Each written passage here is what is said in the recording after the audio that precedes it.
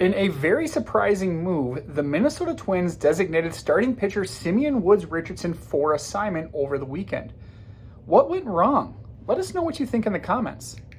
From a productivity standpoint, to a certain extent, I guess this isn't super surprising. What's probably more surprising is less than a year ago, Simeon Woods Richardson looked like he was going to be a very dependable back of the rotation, number 4, probably number 5 starter, and now he has completely lost his roster spot. I think what's more surprising than the DFA itself and his fall there is the fact that the Twins didn't really give him much of an opportunity in the bullpen before they just removed him from the roster.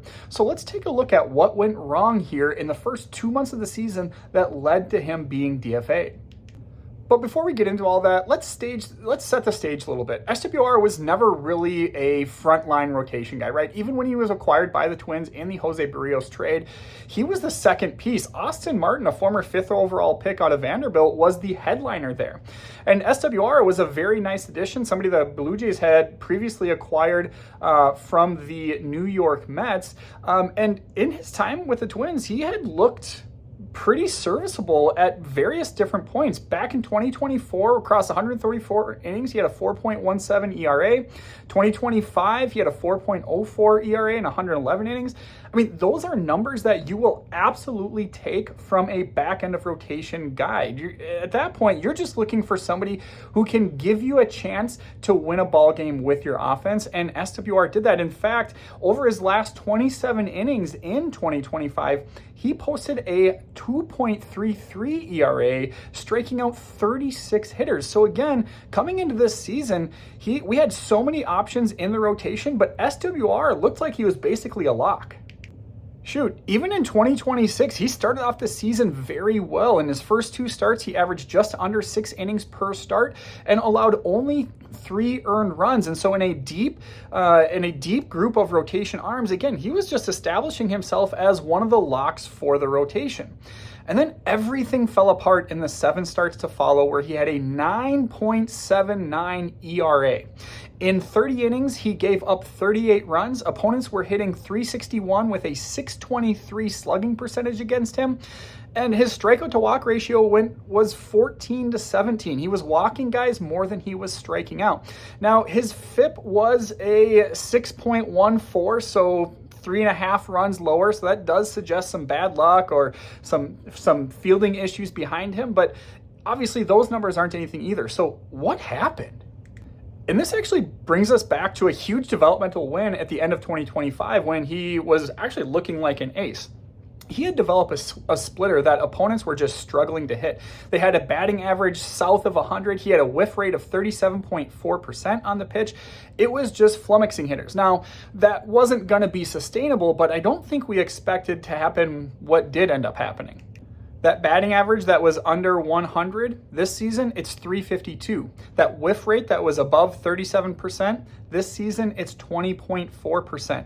And so a pitch that actually ended up having neutral run value in 2025 in the first 2 months. And remember, those first 2 starts were pretty good.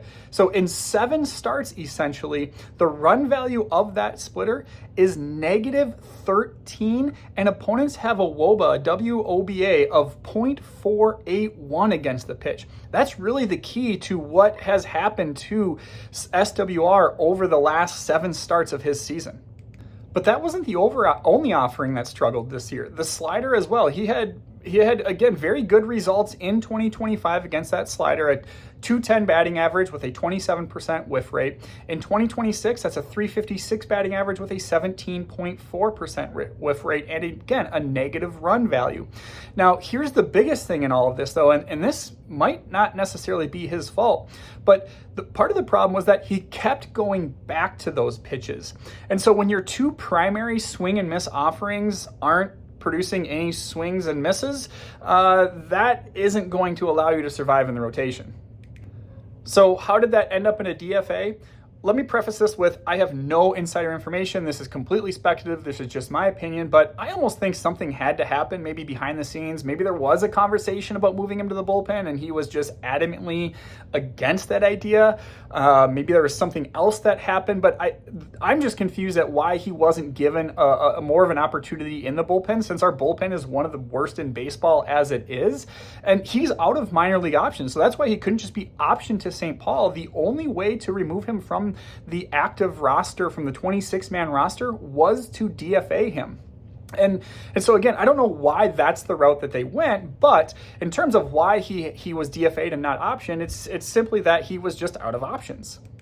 Now, again, he wasn't getting the productivity out of his pitches, and especially the pitches that he relied on. And so I'm not even here to say that he would have done well out of the bullpen. I actually think he probably wouldn't have done well out of the bullpen. But again, I don't know why that option was off the table. And again, maybe it was something behind the scenes, or maybe it's just something the Twins were not willing to test any further. So where do we go from here? The waiver process is ongoing. It is a chance that the Twins could actually find a trade partner at this point for him. Now, again, his value isn't going to be great. The things he does have going for him is that he has had some success, recent success, in Major League Baseball as a back end of rotation arm. He's only 25 years old. He has years of team control on his rookie deal, and they're going to be fairly cheap. And so those are all things going for him in terms of his value.